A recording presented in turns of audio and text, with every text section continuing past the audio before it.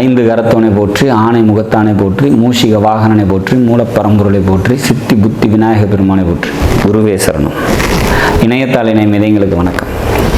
இது 2025 குரு பெயர்ச்சிக்கான பலன்கள். குரு வரக்கூடிய மே மாதம் 15ஆம் தேதி ரிஷப ராசியிலேருந்து பயிற்சி ஆகி மிதுன ராசிக்கு போகிறாங்க. இது எப்படி இருக்கும் சிம்ம ராசிக்கு அப்படிங்கிறத பார்க்கலாம். சிம்ம ராசியை பொறுத்த வரைக்கும் இப்போ இருக்கக்கூடிய சூழ்நிலை, சனி பயிற்சி ஆகி 8ல் இருக்கார். அஷ்டம சனி காலமாக இருக்குது. இதாயிரம் நிறைய பிரச்சனை, பஞ்சாயத்து அப்படிங்கிற மாதிரி சுச்சுவேஷன்ஸ் தான் 8ல் சனிக்கு நம்ம சொல்லணும்.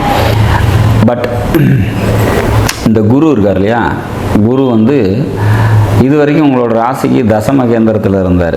10ல் தனிச்ச குருவாக இருந்தார். இப்போ லாபஸ்தானம் சொல்லக்கூடிய 11ஆம் இடத்துக்கு குரு வருது. மிக சிறப்பான ஒரு அமைப்பு. 11ஆம் வீட்டில் குரு இருந்தார் அப்படின்னாக்கா பல நன்மைகளை தந்தே தீரும் அப்படிங்கிறதுல மாற்று கருத்து இல்லை.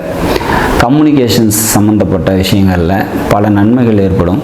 சிறுதூர பயணங்களால் நன்மைகள் ஏற்படும். மாமன் வழி உறவினர்களால் நன்மைகளை தருவார் குரு அப்படிங்கிறத உறுதியாக சொல்லலாம்.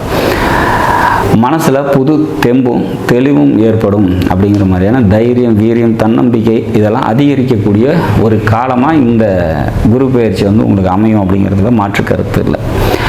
சரி, பூர்வீகம் சம்பந்தப்பட்ட விஷயங்களில் நன்மைகள் ஏற்படும். குலதெய்வம் அனுகிரகம் ஏற்படும். குலதெய்வ கோயிலுக்கு போயிட்டு வர்றதுக்கான வாய்ப்புகள் உண்டு.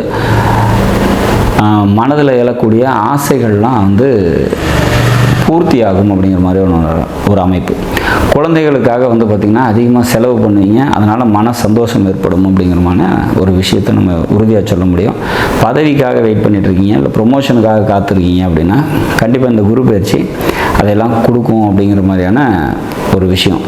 சிம்ம ராசியில் பிறந்து திருமணத்துக்காக வெயிட் பண்ணிகிட்ருக்கீங்க, திருமண காலத்துக்காக வெயிட் பண்ணிகிட்ருக்கீங்க அப்படின்னா அதெல்லாம் கைகூடி வர்றதுக்கான ஒரு வாய்ப்பு.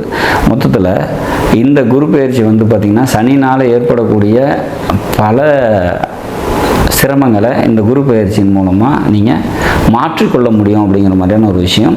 சனி ஒரு கெடுபலன்களை தரக்கூடிய இடத்துல இருந்தாலும் கூட இந்த குரு பயிற்சியோட பலன்கள் உங்களை சேரும். 11ல் குரு இருக்கிறது மிக சிறப்பான ஒரு அமைப்பு.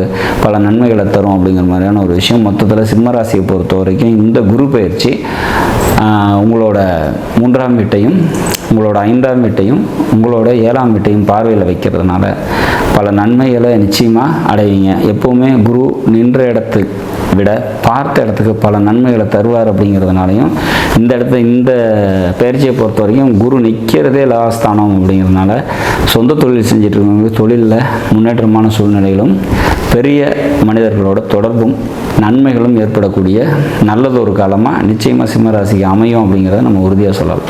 நாடும் நாட்டு மக்களும் நலமுடன் வாழ நவகிரகங்களை வேண்டி அமைகிறேன். நன்றி, வணக்கம்.